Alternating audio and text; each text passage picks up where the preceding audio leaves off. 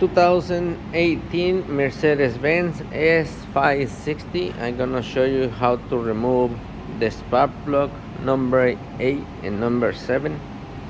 Okay, in this case I'm gonna show you how I did to remove the coil. Okay, first thing, you have to remove loose the bolts, the screws that holding the air filter housing. Okay, and loose this nut. All you gotta do is lift it up. See, it goes right up. You don't have to take it right out. I don't want to take it out because I don't want dust or something going inside and you got a big problem. Okay, now what you're gonna do is you're gonna take the fuel line. This fuel line, you have to take it out, otherwise the coil doesn't come out. And the next step, you're gonna need this socket. It's a funny looking socket. It's a inverter torque. This part is a E11 right there. And after you get the 3 bolts out from that holding the coil, which is these ones, you put them away, put them in your bench. Don't keep them around here. Okay, then I have like a pick tool like this. Okay, and then I go underneath from the back and pull the coil because it gets stuck on the spark plugs. I also did a little bit W40, just spray a little bit down there in the boots, and it finally came out. Okay, so that's how remove the coil. And to remove the spark plug, we need a nice 16 socket. Okay, you put it all the way down there. Okay, now we're gonna, okay, now I got my 3/8 ratchet. I'm gonna loose it. Okay, that's it, it's coming. It's a very long thread,